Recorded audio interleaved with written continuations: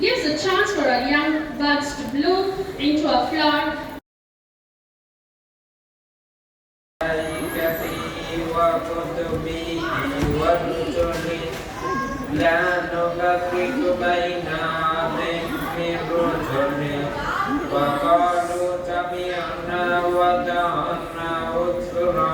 غفرانك ربنا وإليك المصير لا يكلف الله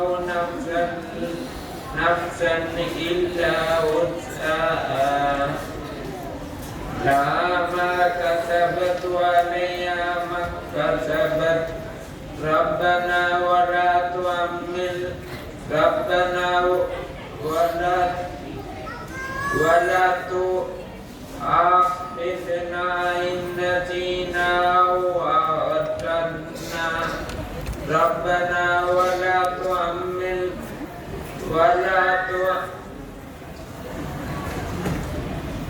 تحملنا ما لا طاقة لنا به واعف عنا واغفر لنا وارحمنا أنت مولانا فانصرنا على القوم الكافرين جزاك الله خيرا.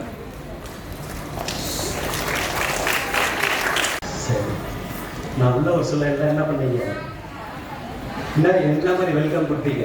வரவே அப்படியே இந்த அரங்கமே மேடையே அதிர்ந்து இல்லை. சரி, எல்லாம் சினிமா பார்த்தீங்களா? பார்ப்பீங்க. நல்லா சினிமாலாம் பிடிக்கும் உங்களுக்கு? Very good. சரி, செல்ஃபோன் எத்தனை பேர் பார்க்குறீங்க? எல்லாம் பார்க்குறீங்க. Very good. சரி, எவ்வளோ நேரம் பார்க்குறீங்க செல்ஃபோன்?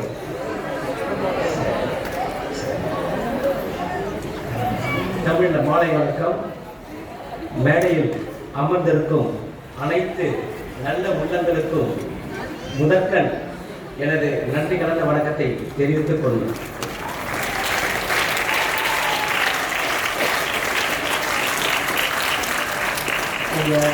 மேடம் மதுபலி மேடம் வந்து என்னை பார்க்கல, நேரில் பார்த்து கூப்பிடல. அவங்க வந்து ஃபோனில் தான் என்னை காண்டாக்ட் பண்ணாங்க. சார் இந்த மாதிரி ஸ்கூல் ஃபங்க்ஷன் வாங்குறேன்னாங்க. சரி, நான் என்ன பண்ணேன், ஏதோ சாதாரண ஸ்கூல் போடுறது, +2 வரைக்கும் இருக்க போடுறது.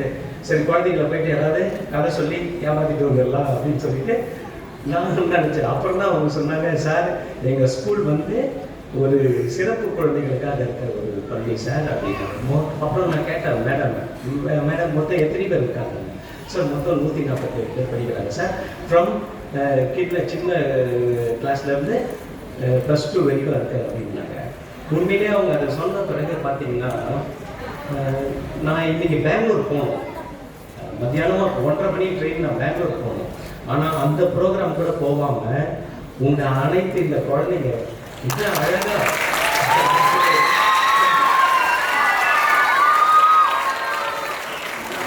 வந்தது உங்களை பார்த்துருக்கேன். உங்க ட்ரெஸ்ஸை பார்த்துருக்கேன். கிளிட்டரிங் வாங்க பாருங்க, அப்படியே மிடுமிடுக்குது பாருங்க. ட்ரெஸ் இந்த குழந்தை ட்ரெஸ் மிடுமிடுக்குது. ஒரு ராஜா அங்க உட்காந்துருக்காரு.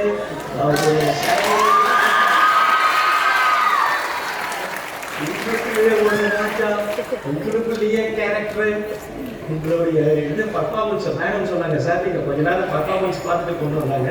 நான் இருக்கிற மேடம், பட் ரொம்ப நேரம் இருக்க முடியாது. இந்த மாதிரி நான் நடுவில் போயிட்டேன்னா நீங்கள் யாரும் தப்பாக நினச்சிக்கூடாது. எனக்கு வந்து வேலை நிறைய இருக்குது, சொல்றதுக்கு இல்லை. அதனால உங்களை எல்லாம் சந்திப்பதில் நான் இன்று எனக்கு எப்படி இருக்கு? இப்போ நான் சந்தோஷமா இருக்கேனா இல்லை ரொம்ப வருத்தமா இருக்கேனா? சந்தோஷமா. நம்ம அந்த சந்தோஷத்தை ஷேர் பண்ணிக்கணுமா இல்லையா? சரி, நீங்க எல்லாம் நல்லா குடிச்சிருக்கீங்க தானே? சரி, அங்க நான் வந்த உடனே எல்லாத்தையும் பார்த்தேன்.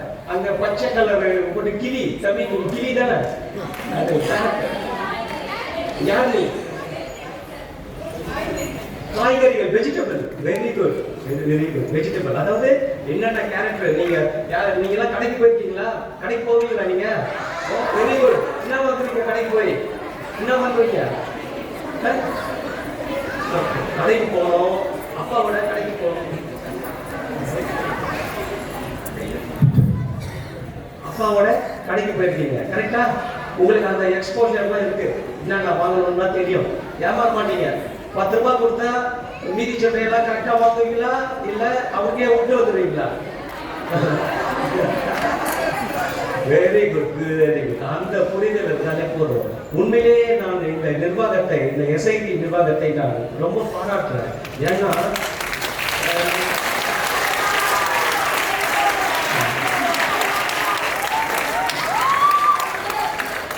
யார் யாரோ கல்வி தந்தை என்று சொல்லிக்கொண்டு சமுதாயத்தில் திரிந்து கொண்டிருக்கிறார்கள்.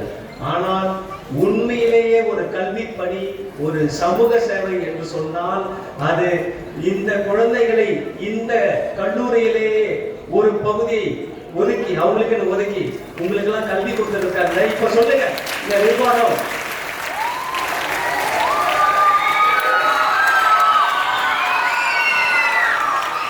அந்த இதுல வந்த நம்ம வைஸ் சேர்மனுக்கு நீங்க எல்லாம் என்ன போடணும்?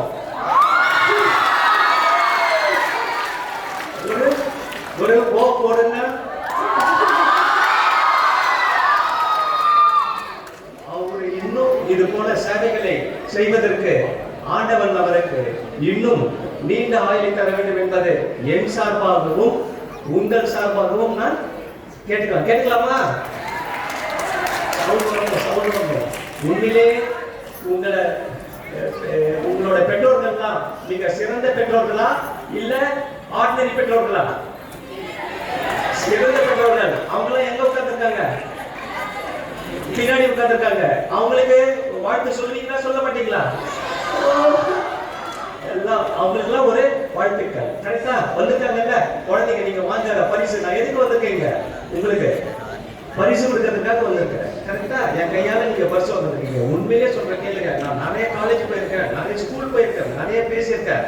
ஆனா அப்பெல்லாம் இல்லாத சந்தோஷம் எனக்கு இன்னைக்கு இருக்கு. ஏன்னா நான் அவங்களுக்கு கொடுத்த பரிசு வேற. இப்போ உங்களுக்கு பிரைஸ் கொடுக்கறது மூலமா உண்மையிலே சந்தோஷப்பட போது நீங்களா இல்ல நானா? ரெண்டு பேரும். ஆனா ரொம்ப சந்தோஷம் எனக்கு தான். கரெக்டா? சரி, உங்களுக்கு எல்லாம் கதை பிடிக்குமா?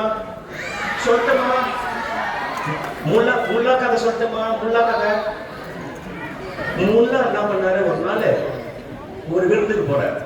முல்லான்றது அந்த அரேபிய வரல கேரக்டர். நீங்க அதை தெரிஞ்சிக்கலாம். அதுக்கப்புறம் முல்லா கதைகள் இருக்கு, அதை வாங்கி படிங்க. ஈசாப் கதைகள் கேட்டீங்களா? ஏசோப்னுவாங்க. ஈசாப் கதைகள் அதெல்லாம் கதை புக்கு, அதெல்லாம் நீங்க அப்புறம் படிங்க கொஞ்சம் கொஞ்சமா. ஃபர்ஸ்ட் இப்போ நான் முல்லா கதையை சொல்லிடுறேன், ரொம்ப ஷார்ட்டா சொல்லிடுறேன். முல்லா என்ன பண்ணுவாரு, ஒரு விருந்துக்கு போவாரு. விருந்துக்கு போக சொல்லி என்ன பண்ணுவாரு, நல்ல கோட்டு ஷர்ட்லாம் போடாம அழுக்கு ஷர்ட் பேண்டோட போயிடுவார் அந்த ஃபங்க்ஷனுக்கு. போன உடனே என்ன பண்ணுவாங்க, அந்த காவலாளி அவரை உள்ள அலோ பண்ணாரா இல்லையா? பண்ணல. ஏன் பண்ணல? அவரோட ட்ரெஸ் அழுக்கா இருந்தது. அவருக்கு அந்த சோசியல் ஸ்டேட்டஸ், அவருக்கு அந்த சமூக அங்கீகாரம் இல்லைன்னு சொல்லிட்டு அவர் என்ன பண்ணிட்டாங்க, வெளியே அனுப்பிச்சிட்டாங்க. உடனே முல்லா போயிட்டு என்ன பண்ணாரு, வேற ஒரு வாடகை கடையில போயிட்டு, இப்ப நான் போட்டிருக்கேன் ஒரு கோட்டு, இந்த மாதிரி ஒரு கோட்டை மாட்டிக்கிட்டு எங்க போனாரு, திரும்பி அந்த ஃபங்க்ஷன் ஹால் உள்ள போறாரு. இப்போ அந்த காவலாளி இருக்காங்க, கேட் கீப்பர், அவர் உள்ள விட்டுட்டாரு. உள்ள விட்ட உடனே முல்லா என்ன பண்றாரு, நேரா போறாரு. போயிட்டு ஒரு சூப் இருக்கு இல்லையா, சூப் தெரியும் இல்லையா, சாப்பிட்டீங்கல்ல, உங்களுக்கு எல்லாம் பிடிக்கும்ல, சூப் எடுத்து கோட்டு பாக்கெட்ல ஊத்துவாரு. உடனே என்ன கேட்பாங்க, என்ன முல்லா நீ என்ன முட்டாள்தனமா உன் கோட்டுக்கு உணவு கொடுத்தது இருக்கீங்கிறதுக்கு அவர் சொல்வாரு, முல்லா நான் ஃபர்ஸ்ட் வந்தேன், எனக்கு மரியாதை கொடுக்கல, அதுக்கப்புறம் நான் இந்த கோட்டை போட்டு வந்தேன், அதுக்கு தான் மரியாதை கொடுத்தாங்க. எனவே மனுஷனுக்கு மரியாதை இல்லை, அங்க இந்த கோட்டுக்கு தான் மரியாதை, அதனால இப்ப சாப்பிட வேண்டியது நான் இல்லை, இந்த கோட்டு தான் அப்படின்னு சொல்லிட்டு சொல்லுவாரு.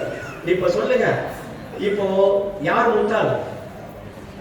ஒருத்தருடைய உருவத்தை பார்த்தோம், அவர்களுடைய இதை பார்த்து ட்ரெஸ்ஸை பார்த்தோம் மரியாதை கொடுக்குறாங்கன்னு சொன்னா அவர்கள் தான் முட்டாள். ஏன்னா எல்லாருக்கும் நல்ல உள்ளம் இருக்கிறது. சொல்றது முல்லா உண்மையிலே ஒரு நல்ல மனிதர், புரியுதுங்களா? அந்த மாதிரி நீங்கள்லாம் ரொம்ப நல்ல குட் பீப்புளா ஒரு சமுதாயத்துல வரணும். கரெக்டா? சரி, நான் வந்த உடனே காலேஜ்ல பார்த்தேன், நீங்க எத்தனை முறை இந்த ஸ்கூல் வந்திருக்கீங்க, இங்க என்ன போட்டு பார்த்தீங்களா? அங்க யாரு படிச்சிருக்க, learning is like from God. அதாவது கற்றல் நமக்கு எங்கிருந்து வருகிறது? கடவுளிடமிருந்து வருகிறது. நான் உங்களுக்கு நபிகள் நாயகத்து இதுல ஒரு கதை சொல்றேன் கேளுங்க. கதையில நிஜமா நடந்தது. ஒருத்தர் என்ன பண்றாரு, ஒட்டகத்தை பயங்கரமா சித்திரவதை பண்ணிடுவாரு, துன்புறுத்திடுவாரு. துன்புறுத்தலாம் தெரியல, டீஸ் பண்ணிடுவாரு. அந்த ஒட்டகம் வந்து கண்ணீர் விடும், அந்த அழுவோம்.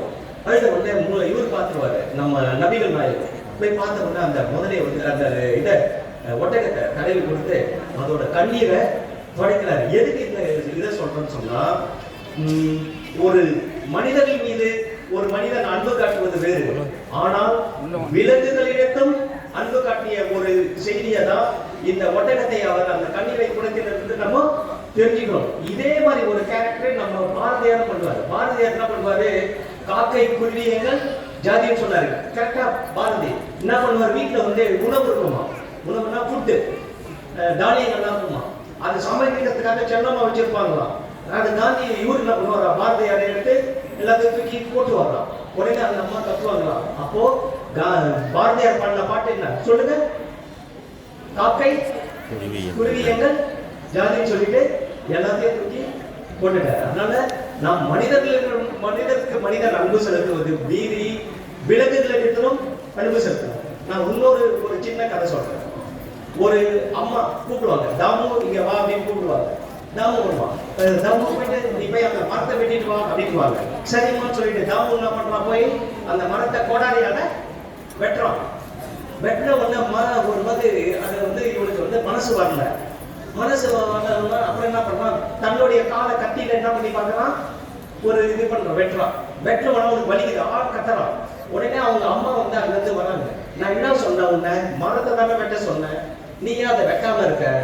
இல்லம்மா, நான் என் காலை வெட்டி பார்த்தேன், எனக்கு வலிச்சுது. அப்போ அப்படித்தானே, அந்த மரத்தை வெட்டினாலும் அந்த மரத்துக்கு வலிக்கும், அதனால நான் வெட்டலாமா அப்படின்னு ஒண்ணு. அப்பதான் அந்த அம்மா சொல்லுவாங்க, சோ மரத்தையும் இயற்கையும் நேசிக்கக்கூடிய என்னுடைய மகனா நீ அப்படின்னு ஒண்ணா. பிற்காலத்தில் அவர் வந்து ஒரு பெரிய இவரா வந்தாரு, ஒரு சமயத்தை ஃபாலோ பண்றவங்க ஃபாலோவரா வந்தார். சொல்றது புரியுதுங்களா? அடுத்தது இன்னொரு கதை, நிறைய கதை இருக்கு. நான் வந்து ஒரு 10 கதை வச்சிருக்கேன், டைம் தான் இருக்குமான்னு தெரியல. கபீரை பத்தி நீங்க கேள்விப்பட்டீங்க. அவர் ஒரு பெரிய கவிஞர், நார்த்ல இருந்தார், வடநாட்டுல வசித்து வந்தார். கேளுங்க, அவர் வந்து அவர் தொடர்பா என்ன பண்ணுவாங்க, கபீர் விஷயத்துல இந்துக்களும் சண்டை போடுவாங்க, அதாவது கபீருக்கு எதிராக முஸ்லீம்களும் சண்டை போடுவாங்க. உடனே கபீர் கிட்ட வந்து கேட்பாங்க, என்ன கபீர் அவர்களே, உங்க சார்பா வந்து இந்துக்களும் சண்டை போட்டுக்கிறாங்க, முஸ்லீமும் சண்டை போட்டுக்கிறாங்க, உங்களுக்கு என்னால வருத்தமா இல்லைன்றதுக்கு அவர் ஒரு வார்த்தை சொல்றாரு. இந்த கதையில இந்த விஷயத்துல அட்லீஸ்ட் என்னை எதிர்க்கிறதுல அவங்க ஒற்றுமையா இருக்காங்கல்ல, ஒற்றுமையா தெரியாங்க, யூனிட்டி. என்னை எதிர்க்கிறதுல அவங்க யூனிட்டியா இருக்காங்கல்ல, அதனால நான் வந்து சந்தோஷம் தான் பட முடியும்னு சொல்லிட்டு கபீர் சொல்வார். இந்த கதை பிடிக்கலையா உங்களுக்கு, வேற ஏதாவது கதை சொல்லுவா? சரி, இப்போ நீங்க பீச் போறீங்கன்னு வச்சுக்கோங்க. பீச் போனீங்கன்னா அங்க குப்பை போடலாமா, போடக்கூடாதா? போடக்கூடாது. ஆனா நிறைய பேர் என்ன பண்றாங்க, பீச்ல போய் போடுறாங்க. அதனால நீங்க குப்பைய ரோட்ல எல்லாம் கண்ட இடத்துல போடக்கூடாது, சரியா? அது ஒரு மெசேஜ், அதை பார்த்துக்கோ. குப்பையை எதுல போடணும், டஸ்ட்பின்ல தான் போடணும், சரியா? தெரிஞ்சுக்கங்க. அடுத்தது ஒரு கதை சொல்ற கேளுங்க. முசோலினி ஒரு இவர் இருக்காரு, அவர் என்ன பண்றாரு, அவருக்கு ஆபரேஷன் பண்ணணும். ஆபரேஷன் பண்ண சொல்ல என்ன பண்ணுவாங்க எல்லாம் இந்த நாள், இப்ப என்ன பண்ணுவாங்க, ஆபரேஷன் பண்ண சொல்ல மயக்க மருந்து கொடுப்பாங்க, கரெக்டா? அவரு என்ன சொன்னாரு, எனக்கு மயக்க மருந்து வேண்டாம், என் கையில ஒரு புக்கு படிக்கிறது எவ்வளவு விஷயம், முக்கியமான விஷயம், என் கையில ஒரு புக்கு கொடுங்க அப்படின்னு சொல்ல அந்த ஆபரேஷன் முடிகிற வரைக்கும் ஃபுல் கான்சன்ட்ரேஷன். யாரு, முசோலினி. அவர் ஒரு பெரிய சர்வாதிகாரியா வந்தார். அவர் வந்து அந்த ஃபர்ஸ்ட் வேர்ல்டு வார்ல அவர் உடம்பு ஃபுல்லா குண்டு பட்டுச்சு. அந்த குண்டை ரிமூவ் பண்றதுக்காக தான் இந்த ஆபரேஷனே. அந்த டைம்ல அவரு எனக்கு வந்து மயக்க மருந்து, அனஸ்தீசியா வாங்கல, மயக்க மருந்து கொடுக்காதீங்க, எனக்கு புத்தகத்தை கொடுங்கள், நான் வந்து அப்படியே அந்த மெடிடேட் பண்ற மாதிரி அந்த புத்தகத்தை படித்து ஆபரேஷன் முடிகிற வரைக்கும் அந்த புக்கை படிச்சு முடிச்சிட்ட பிறகு பண்ணாரு. அதுக்கப்புறம் ஆபரேஷனும் நல்லபடியா முடிஞ்சது. அந்த அளவுக்கு உங்களுக்கு ஒரு மனதைரியம் வருமா? உங்களுக்கு வரணுமா, வரக்கூடாதா? வரணும். சரி, நெப்போலியன் வாழ்க்கையில நடந்த ஒரு கதையை சொல்லட்டுமா? உங்களுக்கு கதை பேசுறது பிடிக்குதா இல்லையா? சவுண்டே வரலையே. நெப்போலியன் என்ன பண்ணுவாரு, தன்னுடைய பிரெயின் இருக்கு இல்லையா, மூளை, அதை வந்து எத்தனை பகுதியா பிரிச்சுப்பாரு, புறா புரிஞ்ச மாதிரி. எத்தனை பகுதி? 10 பகுதியா பிரிச்சுப்பாரு. புரியுதுங்களா? 10 பகுதியா பிரிச்சுக்கிறாரு. இப்போ அவரு மேத்ஸ் சப்ஜெக்ட் வர சொல்ல எந்த டோரை ஓபன் பண்ணுவார்? புரியல. அவர் நம்ம பிரெயினை 10 பார்ட்ஸா பிரிச்சுட்டு மேத்ஸ் அப்போ அதை ஓபன் பண்ணுவார். மற்ற 9 டோரையும் க்ளோஸ் பண்ணிடுவார். அடுத்தது சயின்ஸ் படிக்க சொல்ல அந்த டோரை ஓபன் பண்ணுவார், மற்றதெல்லாம் முடிச்சிடுவார். இதே மாதிரி ராத்திரி தூங்க போக சொல்ல அனைத்து டோரையும் ஷட் டவுன் பண்ணிட்டு என்ன பண்ணிடுவாரு, நிம்மதியா தூங்க போயிடுவார். அந்த மாதிரி தான் நீங்க எப்படி படிக்கணும்? ஒரு படிப்பை படிச்சீங்கன்னா, தமிழ் படிச்சா எப்படி படிப்பீங்க? அதுல ஆர்வத்தோட படிக்கணும். கணக்கு படிச்சா அதுல ஆர்வத்தோட படிக்கணும். சரியா? சரி, பிரெயில். பிரெயில்னா தெரியுமா உங்களுக்கு என்னன்னு? பிரெயில் தெரியுமா? தெரியாது. நம்ம இவங்க இருக்காங்கல்ல, கண் தெரியாதவர்கள், பார்வையற்றவர்கள், அவர்களுக்கான படிப்பு தான் பிரெயில். புள்ளி புள்ளி எழுத்தா இருக்கும். நீங்க ட்ரெயின்ல கூட பாத்தீங்கன்னா அந்த சீட் எல்லாம் கூட புள்ளி புள்ளியா இருக்கும். சொல்றது தெரிஞ்சுங்களா? ட்ரெயின்ல எல்லாம் பாத்தீங்கன்னா புள்ளி புள்ளியா டாட் இருக்கும், சீட் நம்பர் எல்லாம் போட்டிருக்கோம். அதுதான் பிரெயில். அந்த பிரெயில் எழுத்துக்கள் இப்ப என்ன ஒரு நம்ம இப்ப டெக்னாலஜில இப்போ நீங்க கையை வச்சு படிக்க தேவையில்லை. நீங்க அதை அப்படி தொட்டாலே இப்ப அது என்னவா ப்ரொடியூஸ் ஆகுது. இப்போ அது வந்து வேர்ட்ஸ் வந்து ப்ரொடியூசர். அந்த மாதிரி உங்களுடைய கற்றல் குறைபாடுகள் எதில் இருக்கோ அதற்கான டெக்னாலஜி தொழில்நுட்பத்தின் படி நீங்கள் நல்ல எல்லாம் கற்று நல்ல மிக சிறந்த அறிஞர்களாக வரும். உங்களுக்கு ஒரே ஒரு கதை சொல்ற கேளுங்க. பகத்சிங் என்பவர் இந்த நாட்டுக்காக உயிர் தியாகம் செய்தவர். அவர் வந்து 17 வயசுல அவரை என்ன பண்ணிட்டாங்க? அவரை தெரியல, தூக்கு போட்டாங்க. அப்போ அவர் சாவறதுக்கு முன்ன அவர் என்ன சொல்றாரு, என்கிட்ட ஒரு புக்கை படிச்சுட்டு இருக்காரு. புக்கை படிச்சவொன்னா அவர் என்ன ஆயிட்டாரு, கிளியரா ரொம்ப மனசு அவருக்கு வந்து, அதாவது கான்சன்ட்ரேஷன் எதுல இருந்தது? அவருக்கு புக்கு படிக்கிறதுல இருந்தது. அந்த தூக்கு தண்டனை பற்றி எந்த சிந்தனையும் இல்லாமல் இருந்தார். சொல்றது தெரியுதுங்களா? அதனால உங்களுக்கு புத்தகத்தினுடைய அருமை. ஒருத்தர் சாக்ரட்டிஸ் என்பவருக்கு அவரை சாவடிக்கிறதுக்காக விஷம் கொடுத்துருவாங்க. அந்த டைம்ல வந்து இன்னொரு கைதி வந்து ஒரு புக்கு படிச்சுட்டு ஒரு பாட்டு பாடுவாரு. உடனே இவர் என்ன சொல்றாரு, சாக்ரட்டிஸ், தம்பி அந்த பாட்டை இன்னொரு முறை பாடுன்னு. உடனே அந்த இன்னொரு கைதி இவரை பார்த்து, கைதி தான் அக்யூஸ்டு, இவரை பார்த்து சொல்றாரு, நீ தான் சாவ போறிய, உனக்கு எதுக்கு இதுன்னு சொல்லுவாரு. அப்ப சாக்ரட்டிஸ் சொல்றாரு, இறப்பதற்கு முன் ஒரு புது விஷயத்தை தெரிந்து கொண்டு இறப்பதில் நான் மிக சந்தோஷம் அடைகிறேன் அப்படின்னு சொல்லிட்டு சொல்லுவார். கரெக்ட்? சொல்ல புரியுதுங்களா? இப்ப புத்தகத்தோட இருக்கு. அடுத்து விவேகானந்தர் கதையை சொல்லி நான் இதோட முடிச்சுக்கிறேன். ஏன்னா அதுக்கப்புறம் நேரம் பிரைஸ் எல்லாம் கொடுக்கணும். விவேகானந்தர் என்ன பண்ணுவாரு, நான் இந்த மாதிரி இதுக்கு போறேன், ஆன்மீக சொற்பொழிவு ஆற்ற போறேன், வெளியே சொற்பொழிவு ஆற்ற போறேன், சன்னியாசம் போறேன்னு சொல்லுவாரு. உடனே இவங்க சாரதா தேவி என்ன பண்ணுவாங்க, சரி இவருக்கு அந்த சன்னியாசத்துக்கான மனநிலை வந்துச்சா பார்க்கறதுக்காக போய் அந்த கத்தியை எடுத்து சொல்லிட்டு, ஒரு கத்தினா தெரியுமா? கத்திக்கு இங்கிலீஷ்ல என்ன? ஸ்வாட். கத்தியை வந்து எடுத்துட்டு வர சொல்லுவாங்க. இவர் போய் கத்தியை போய் எடுத்துட்டு வருவாரு. இவர் கத்தியை எடுத்துட்டு வர சொல்ல, அந்த அம்மன்கிட்ட கொடுக்க சொல்ல, எப்படி கொடுப்பாரு சொல்லுங்க பார்ப்போம். அந்த கத்தியை எப்படி கொடுத்துருப்பாரு? ஷார்ப் இல்லையா? Sharp side. ஷார்ப் சைடு வந்து இவர் பக்கம் இருக்கு. ஹேண்டில் சைடு யார்கிட்ட இருக்கு? அந்த அம்மா சாரதா தேவிகிட்ட இருக்கு. இதோட அர்த்தம் என்ன? அவருக்கு பக்குவம் அடைஞ்சிச்சு. இப்போ சப்போஸ் அவருக்கு பக்குவம் இல்லை என்றால் அவர் எப்படி கொடுத்திருப்பாரு? அந்த கத்திய திருப்பி கொடுத்திருப்பாரு. அதாவது ஷார்ப் எட்ஜ் வந்து எந்த பக்கம் இருந்திருக்கும்? அந்த அம்மாவை நோக்கி இருந்திருக்கும், ஹேண்டில் இவர்கிட்ட இருந்திருக்கும். அதுதான் பக்குவ நிலை. எனவே எனக்கு இந்த பள்ளியில் இன்னைக்கு உங்களுக்கு எல்லாம் பரிசீலிக்க அழைத்ததற்காக நான் மீண்டும் ஒரு முறை மகிழ்ச்சி அடைகிறேன். நான் பேசுறது உங்களுக்கு பிடிச்சதா, சந்தோஷமா இருந்ததா? Very good, very good, very good. எனக்கு இந்த சந்தோஷம் போதும். நான் இன்னொரு நாள் உங்களை மேடம் கூப்பிட்டாங்கன்னா இன்னொரு முறை ஒரு சின்ன ஃபங்க்ஷன் வந்து நான் உங்களை வந்து பார்க்குறேன். அனைவருக்கும் வாழ்த்துக்கள். ரொம்ப அழகா எல்லாம் ட்ரெஸ் எல்லாம் ரொம்ப அழகா பண்ணியிருக்கீங்க. எனக்கு ரொம்ப சந்தோஷமா இருக்கு. எத்தனையோ விழாக்களை கலந்துக்கலாம், அதெல்லாம் ஒரு பெருமை இல்லை. ஆனால் இன்று இந்த நாள் இனிய நாள் மாதிரி இன்றுதான் எனக்கு மிக மகிழ்ச்சியான நாள் என்பதை நான் இந்த மீண்டும் ஒரு முறை தெரிவித்துக் கொள்கிறேன்.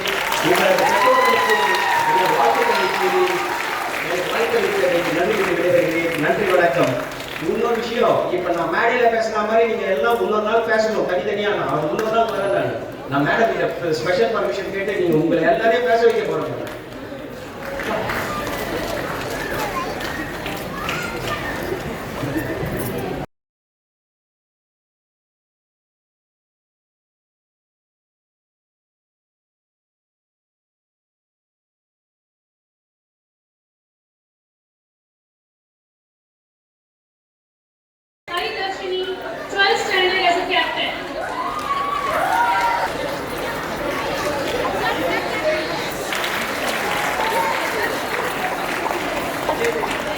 And here we have another team, Coco, Nafisa 10, Anita, Sai Sandhya 10, Varsha 11, Fiza 11, Husaina 11, Aisha Imaya 10 US, Pavitra captain from 11th standard. The captain will receive the runner-up cup.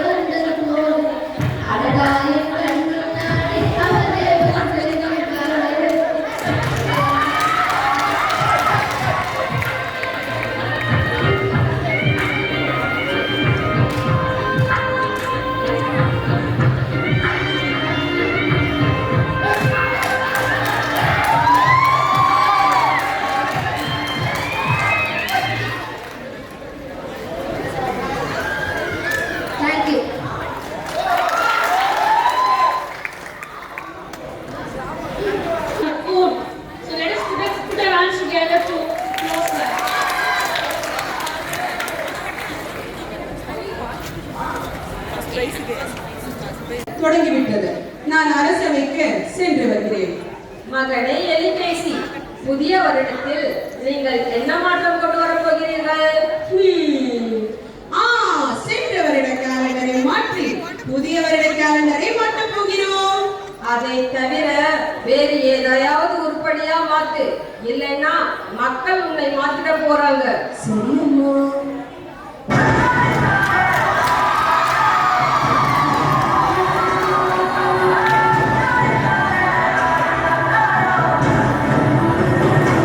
காட்சி 2. ராஜாதிராஜ ராஜ மார்த்தாண்ட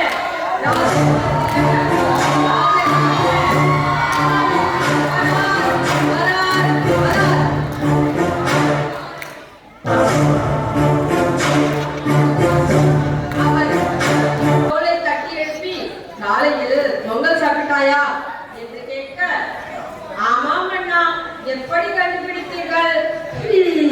தூங்குறதுக்கெல்லாம் சம்பளம் கொடுக்கிறது நம்ம அரசாதான் இருக்கும். அண்ணா அண்ணா, நான் தூங்கல, கண்ணுல தூசி தூசி. நல்ல கம்பி கட்டுற கதையெல்லாம் சொல்ற.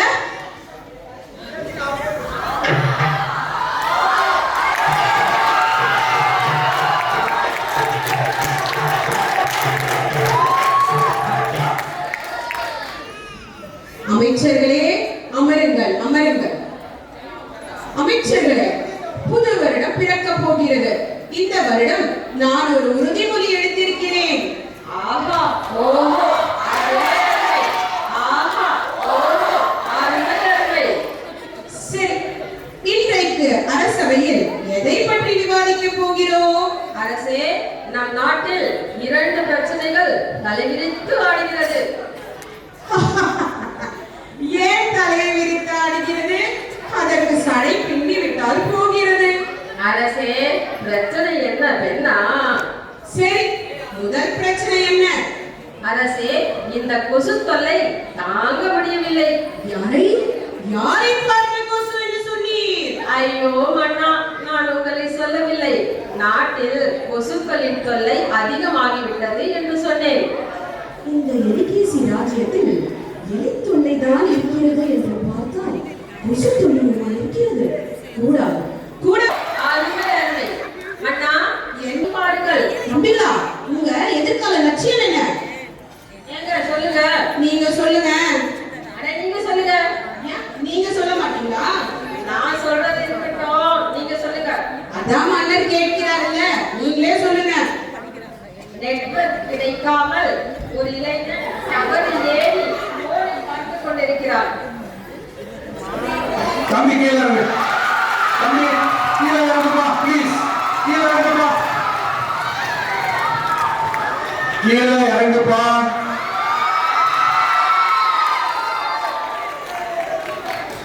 கூடாதது.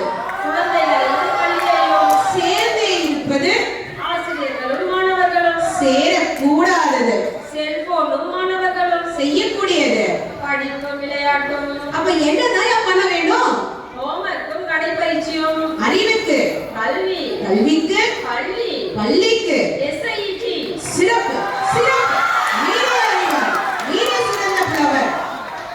தன் பிள்ளைகளுக்கு செல்போனை கொடுப்பதை தவிர்க்க வேண்டும்.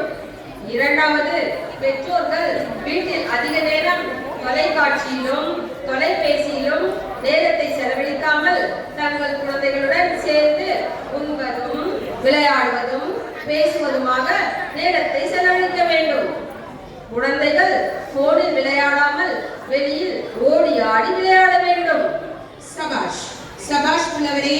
நீர் என் கண்களை மட்டும் அல்லாமல் நம் நாட்டு மக்கள் அனைவரின் கண்களையும் திறந்து விட்டீர். பெற்றோர்களே, நீங்கள் இதனை பின்பற்றுவீர்களா? நீங்கள் செய்வீர்களா? மன்னர் வாழ்க, மன்னர் வாழ்க.